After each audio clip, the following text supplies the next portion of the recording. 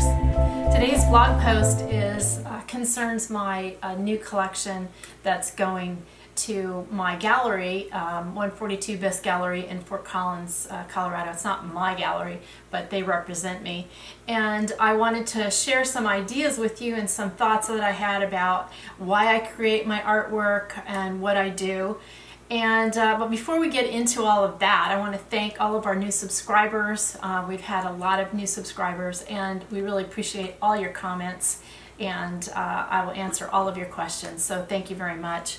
And I also wanted to share with you, the last time you saw this book, I had just gutted it, and it was a tiny little miniature book that I had purchased, and I decided that I would buy it so that I could make new little books, mini books, and make a whole collection of them. And so I'll just give you a little show about this. Share it with you. Here's the cover, and I love the little bug here. I hope you can see that.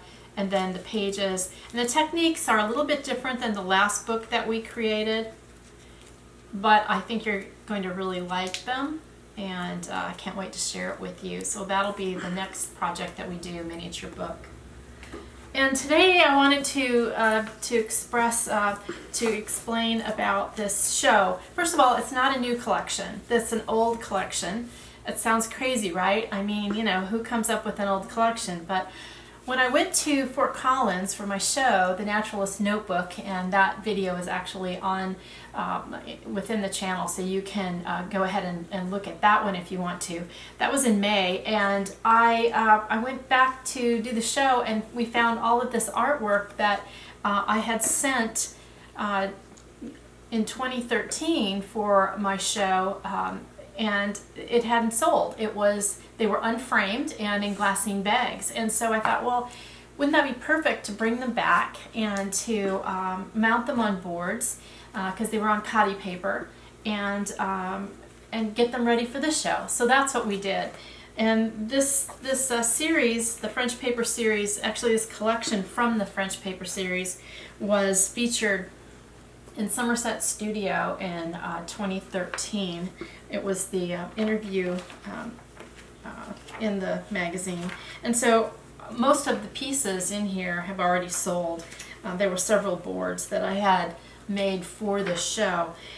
So I wanted to share them with you, and what I thought about when I created these pieces. So the first thing that I can tell you is that I always try to walk this fine line between representational art and non-representational art. I like putting image in a place where it would be completely unexpected in a kind of abstract way, so that you're wondering, what is this about? What are you talking about? And of course the images to me are all symbols and represent things. The other thing is that my work is always about relationship. I have this firm belief that we wouldn't exist if we didn't have relationship. And so I like creating artwork that reflects either my relationship with myself, my relationship with my husband, my friends, my family, my relationship with the world. My inspiration for this collection, which is called The Garden of the Lovers, came about with a conversation with my husband. And we were gathering ideas and information about traveling to Europe. And as we were sitting there talking about it, I distinctly remembered my imagination working overtime, and I was thinking about us sitting in a beautiful cafe and having an espresso and a latte, and looking out at the street and seeing all of the shops, and thinking about what we would do after we finished our drinks, and seeing the stores and the script in the stores, and a sunny day with the awning kind of flapping, and all of the flowers in the window boxes. And that was my inspiration. I thought, oh, I can't wait to do this. This is going to be so much fun. I'm going to go to the studio and I want to put it down on a board. And that's what inspired me about this. So flowers were really important in this collection. They're always important to me because they represent the beauty of life, and I think that plants have learned to seduce us and with their beauty. And these 3 pieces are the last pieces that that I have from this collection. There were 4 originally, and they are the other piece sold. So and then also the larger pieces. There were 4 of these originally, and I absolutely love these. I love the polka dots. This is when I first started using a lot of polka dots in my work, and also the stitches that are in here. A lot of old book pieces.